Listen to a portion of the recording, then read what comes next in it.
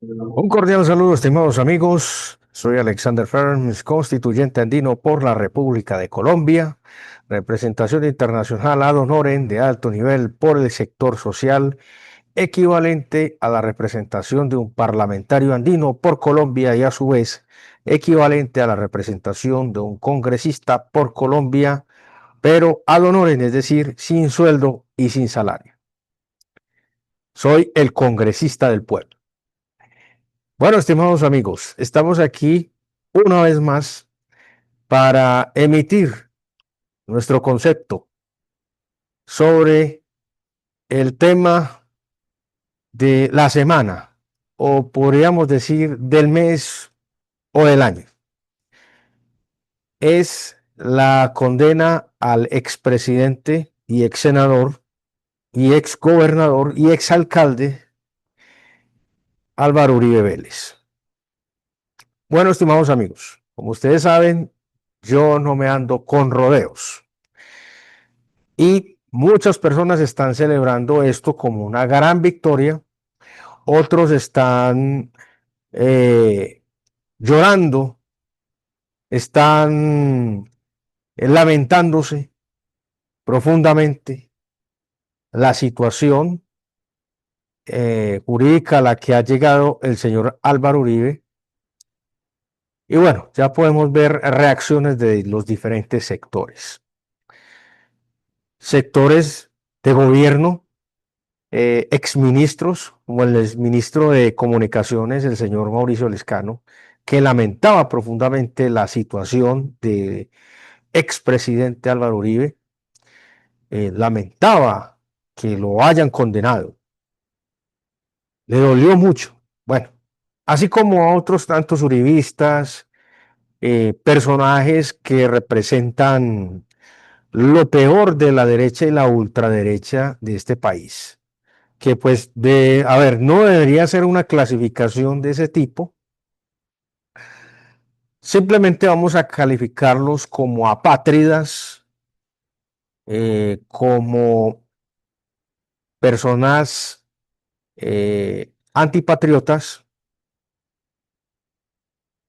y retrógrados, porque pues no cabría otro calificativo para una persona eh, que se identifique con Álvaro Uribe Vélez. ¿Y qué podemos decir nosotros de la condena? A ver, la señora juez determinó con las pruebas que se habían aportado, con los alegatos, los testimonios, que el señor Uribe era culpable. Ella hizo su trabajo en derecho, lo hizo bien. Me parece que ella no estuvo presionada por ningún sector político para tomar su decisión, sino que tomó su decisión en derecho. Por primera vez se puede observar que ante un personaje de este tipo se logra un dictamen de semejante naturaleza. Porque en Colombia realmente no existe justicia. Y no lo digo por mi caso particular, sino por los miles de casos que se precluyen a diario. Los miles de casos que quedan en la impunidad o se juzgan mal y al delincuente se le termina cobrando una falta muy pequeña a comparación de las faltas enormes o gravísimas que pudiera haber cometido. En el caso del señor Uribe, pues no es la excepción. Para mí esto no es ninguna victoria. Es irresponsable que precandidatos a la presidencia de la República de la Nación Granadina de Colombia señalen este fallo, o mejor, esta condena por parte de la justicia a este señor Álvaro Uribe como una victoria. No hay victorias pírricas, pero ya lo dije, victoria pírrica. Una victoria pírrica no es en realidad una victoria, es simplemente un saludo a la bandera. es simplemente hacernos a la idea de que se logró algo. Sí, la señora juez cumplió con su deber, con su obligación, como una persona que trabaja para la justicia, como una servidora pública. Pero eso no quiere decir que el fallo condenatorio al señor Álvaro Uribe sea una victoria o sea una tragedia. Tampoco. No se puede calificar de ninguna de las dos formas. Los sectores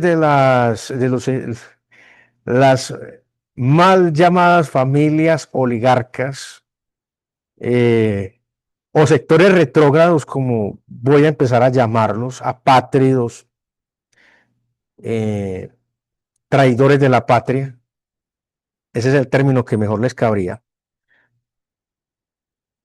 calificaron esta condena como una tragedia nacional, una gran tragedia, y salieron y se pronunciaron en redes sociales a lamentar la condena al señor Álvaro Uribe, porque el señor es honorable, supuestamente, no ha cometido ningún delito, es un ser impoluto, intachable. En fin, póngale usted el calificativo que usted quiera. De esa forma van a responder estos sectores. Van a salir a defenderlo, a decir que la juez se vendió, se compró, se dejó manipular, se dejó presionar, etcétera, etcétera. Y de la otra orilla, pues están celebrando esto como si fuera el Campeonato Mundial de Fútbol. Y se me ocurre una idea. Vamos a hacer una comparación en términos deportivos. Por ejemplo, recientemente el Atlético Bucaramanga disputó una llave clasificatoria en la Copa Sudamericana frente al Atlético Mineiro de Brasil, uno de los equipos más poderosos de Brasil, no solo por nómina, por economía, sino por los resultados que ha tenido en el último tiempo. Ha sido protagonista en el fútbol internacional, en la Copa Libertadores y en otros torneos internacionales.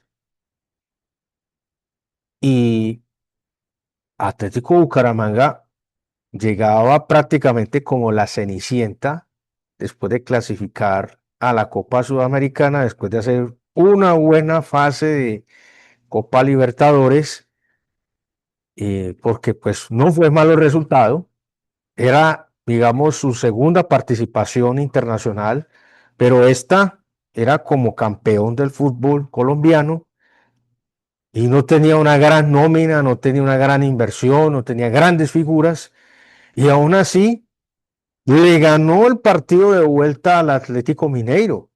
Le ganó 1-0, empató la serie, o sea, ganó el partido en Brasil ante un equipo muy poderoso en su estadio, frente a su público, en Brasil, empató la serie, segundo factor importante, pero perdió en los penaltis. O sea, el Atlético Bucaramanga hizo las tres cosas. Ganó el partido que parecía imposible de ganar en Brasil frente a un poderoso equipo, empató la serie, la llevó hasta los cobros eh, de penaltis, pero perdió la serie. En el caso del señor Uribe, sí, se logró un fallo condenatorio que, según los eruditos, es histórico, que es el primer presidente de la historia de este país que se ha condenado, que ha sido juzgado por la justicia. Uno esperaría que otros tantos corruptos de Uribe hacia adelante o hacia atrás se hubieran condenado, pero como en este país no es justicia, desafortunadamente no hay justicia. La justicia hay que hacerla caminar a las malas, resulta que no es un triunfo, porque se gana un fallo condenatorio, sí, se gana una condena, pero Uribe no va a pasar un solo día de su vida en una cárcel.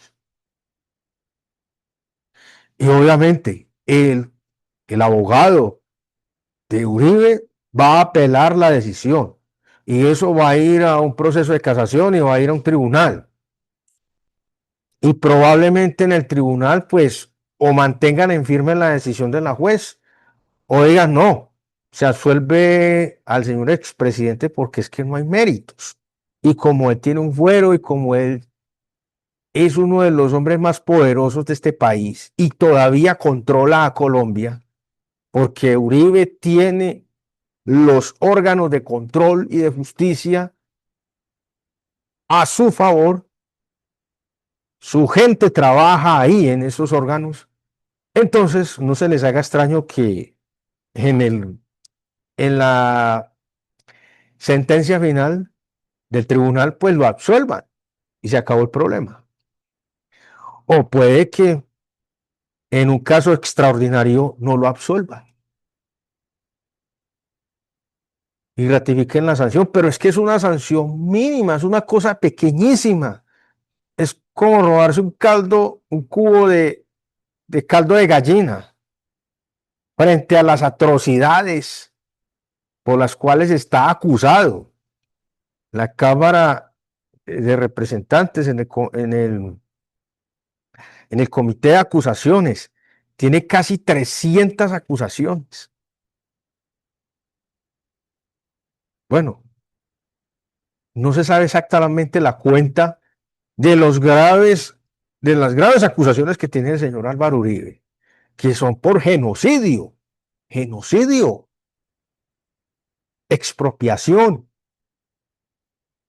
Inclusive ahí le caben muchas de traición a la patria, porque es que prácticamente vendió a Colombia, a las potencias multinacionales, a las potencias económicas extranjeras, vendió la soberanía del país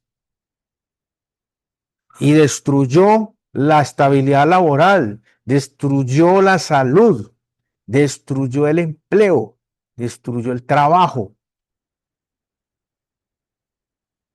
Y como por si fuera poco, destruyó los procesos educativos y terminó de certificar que Colombia es uno de los países más mafiosos del mundo, porque aquí manda la mafia, aquí no manda otra cosa.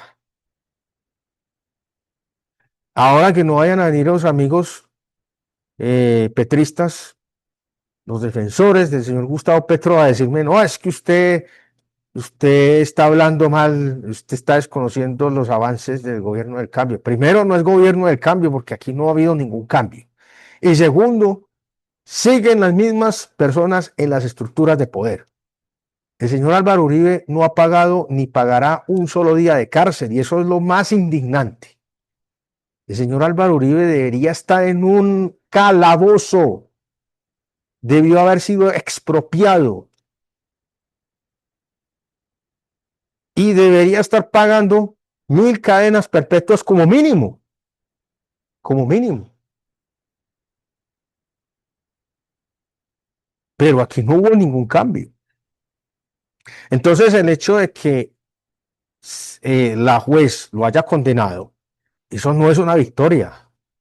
¿Quién dijo que es una victoria si ese señor no va a pagar un solo día de cárcel? Y encima hay otros precandidatos que son tan descarados que dicen que las víctimas pueden al menos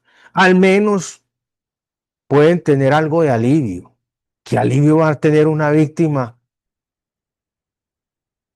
de, por ejemplo, de la masacre del Aro? ¿Qué alivio va a tener si ese personaje sigue libre, sigue mandando, sigue gobernando y sigue haciendo lo que le da la gana en este país? Su gente sigue en la fiscalía, en las altas cortes, en el Consejo de la Judicatura. en la Procuraduría, en la Contraloría, siguen todavía en importantes entes del nivel nacional. Y Petro los tiene en su gabinete. El señor Liscano, uribista, fue ministro de TICS o comunicaciones. Pueden revisar su tweet, su publicación en X, su póster en X. El señor Alejandro Gaviria, que fue ministro de Educación. Benedetti, Sarabia, que ya salió. ¿Cuántos uribistas más hay colados en el gabinete del señor Gustavo Petro? Que Gustavo Petro debe saber que son uribistas. ¿Por qué los tiene ahí? ¿Por qué en las estructuras de los ministerios y en las importantes entidades regionales siguen los uribistas? ¿Por qué? ¿Por qué ellos siguen gobernando? ¿Qué cambio es ese? No, aquí no hubo reforma a la justicia. Una reforma a la justicia era para poder meter a la cárcel a tipos como Uribe, como Iván Duque, como Andrés Pastrana, inclusive Ernesto Samper, entre otros, que siguen vivos. Sus ministros y otros personajes que hicieron todo lo posible por destruir al país con los tratados de libre comercio, con la apertura económica, con la globalización, con la destrucción de la industria nacional, con la destrucción del empleo, del trabajo, la ley 50, la ley 100,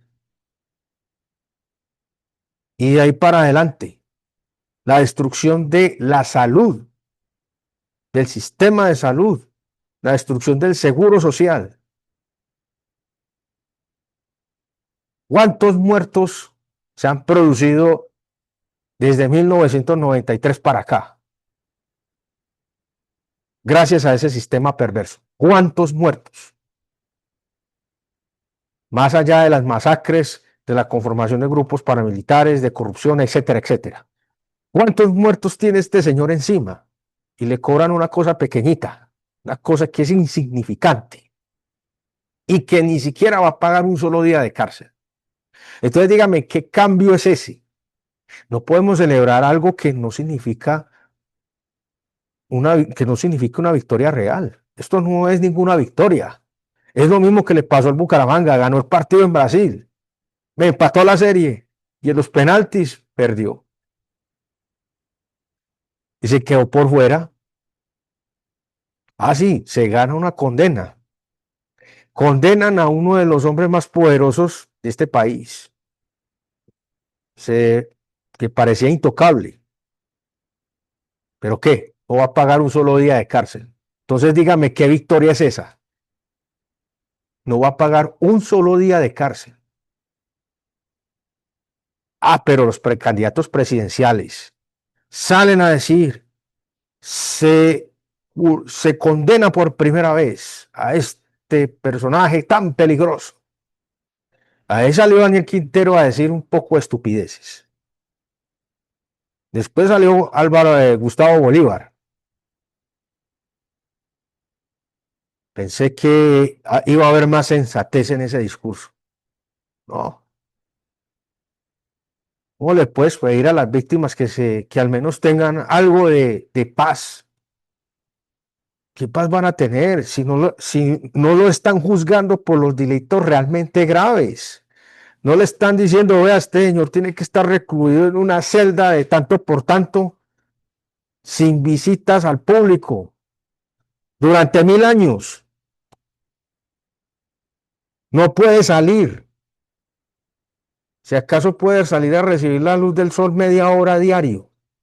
No puede hablar con nadie, no puede comunicarse con nadie y se les expropia todas sus propiedades y todo el dinero que se robó. Y su familia tiene que pagar eso.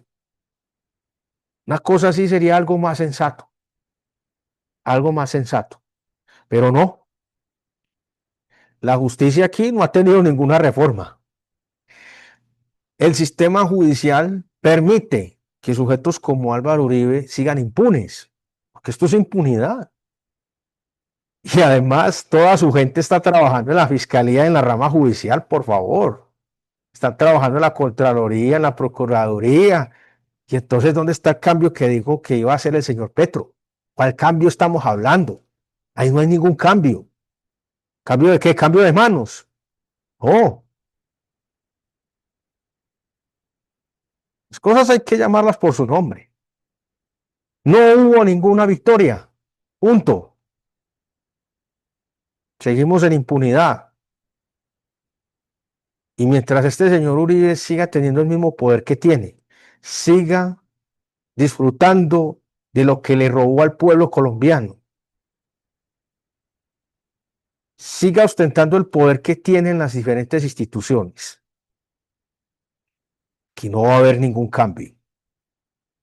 Y mientras las oligarquías sigan manejando los medios de comunicación y sigan manejando el discurso político de este país, pues aquí no va a haber ningún cambio. Hasta que los personajes que han saqueado y expropiado a este país no paguen por sus delitos y no devuelvan el dinero y no lo retribuyan junto con sus familias, no lo repongan, aquí no va a haber paz, aquí no va a haber ningún cambio, no va a haber justicia, no va a haber justicia. Entonces, el llamado es a la sensatez. Qué irresponsable que un precandidato presidencial que diga decir que es alternativo de izquierda salga a celebrar esto. Aquí no hay ninguna victoria. O salga a decir que es que al menos las víctimas pueden tener algo de paz o algo de tranquilidad o al menos algo de justicia, por favor. Esto es una payasada, es un circo completo. Sí, la juez hizo su trabajo, lo hizo, pero el señor Álvaro Uribe, vuelvo y repito, no va a pagar un solo día de cárcel. ¿Cuánto tiempo de cárcel pagó el que se robó el cubo de gallina porque no tenía con qué llevarle a su familia, no tenía empleo, no tenía dinero y se llevó el cubo de gallina y yo no sé cuánto tiempo lo metieron a la cárcel por un miserable cubo de gallina? Yo no estoy justificando el delito, no estoy justificando que entonces si usted tiene hambre o no tiene trabajo o no tiene que llevar a su casa, pues vaya y asalte la primer tienda o supermercado, se lleve una libra de arroz o lo que sea. No, tampoco estoy diciendo eso. Pero aquí la justicia no funciona. Yo por lo menos estoy esperando que el día 14 de agosto, para mi caso particular, haya justicia. Espero que haya justicia, porque me atentaron contra mi vida y ya han pasado 6 años, van a cumplirse 6 años. Este eh, 19 de agosto se van a cumplir 6 años. El 14 de agosto es el juicio. Esperemos que la defensa del delincuente que me atacó no solicite nuevamente un aplazamiento, porque parece que está viendo la situación muy difícil y se dé justicia. Yo quiero que haya cárcel para ese sujeto, que pague por lo que hizo. Si hay justicia, tendrá que haber cárcel para ese sujeto. Bueno, estimados amigos, esta es mi opinión sobre este delicado tema, porque pues para mí no es que haya una ruptura institucional o se haya roto la historia política del país porque le dieron una condena a un expresidente y no debió haber sido nunca presidente y que realmente pues no vaya a pagar un solo día de cárcel. Es algo insólito, algo insólito. A alguien le va a tocar hacer ese trabajo sucio de reforma a la justicia, de reforma a todos los sectores y de construir cárceles y de meter a todos estos corruptos a las cárceles y de expropiarlos y de recuperar el dinero y de pararse en la raya frente a las potencias internacionales y a las multinacionales, de reestructurar este país, de celebrar el verdadero día de la independencia que es el 7 de agosto, de reformar los símbolos, poner los símbolos que son y de empezar a construir un proceso de identidad nacional, de soberanía nacional, de sentido de pertenencia nacional. Y aplicar la ley de Bolívar, pues ¿qué se va a hacer? La ley de Bolívar, el corrupto que robe o se va para la cárcel o se tiene otro tipo de disposición con ese personaje. Pero la corrupción se tiene que erradicar. Y los corruptos tienen que pagar. Tienen que pagar con su libertad y con los que se robaron. Con lo que se robaron. Así de sencillo, así de simple. Es muy sencilla la ecuación. Hay que aplicarla.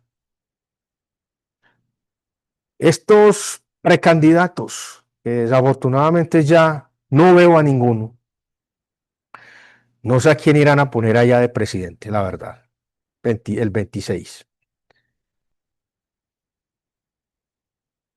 Si seguimos como vamos, aquí no va a haber futuro. No ha habido futuro. Continuamos en una constante pesadilla de presente. No hay futuro. Así como estamos y así como vamos, no va a haber futuro para nadie. Y vamos a seguir en lo mismo, en el mismo círculo vicioso, en el mismo círculo vicioso de corrupción, de inseguridad, de impunidad, de mafias, y el delincuente hace aquí lo que le da la gana. El honrado no tiene justicia, el honrado no tiene oportunidades y el delincuente tiene todo a su favor. Así es como ha ocurrido desde 1867, a excepción del periodo de Rojas Pinilla. Desde 1867 para acá ha reinado la corrupción y la impunidad, excepto en el periodo del señor Rojas Pinilla. Y de ahí para acá, incluyan al periodo del señor Gustavo Petro, porque tampoco ha hecho nada. No ha hecho absolutamente nada. Aquí no ha habido ningún cambio. No ha habido ningún cambio. Y bueno, esperamos sus comentarios. Y bueno, las personas que deseen apoyarme, deseen apoyar al congresista del pueblo, aquí les vamos a dejar los números de cuenta en Nequi, en Daviplata, en Caja Social y a nivel internacional las personas que nos deseen apoyar. Está la cuenta de PayPal, alexander.ferms@gmail.com. Esa es mi cuenta de PayPal, las personas que desde el exterior nos deseen apoyar. Y bueno, agradecemos a las personas que nos han apoyado, a las personas que creen en nuestro trabajo, creen en nuestro proceso, que estiman que es importante que digamos las verdades, que hagamos un análisis serio, profesional y, por supuesto, ejercemos con mucha responsabilidad nuestra representación internacional, con dignidad y honorabilidad. Nosotros no nos vendemos. A pesar de que hemos tenido todo en contra, aquí seguimos dando la batalla. Agradecemos infinitamente a estas personas que creen en nosotros y invitamos a muchas otras a que se sumen a este proceso por la nueva nación. Recuerden, amigos, nuestra batalla moderna no es por la libertad de una nación, es por la libertad de la raza humana. Un abrazo y un saludo fraterno para todos.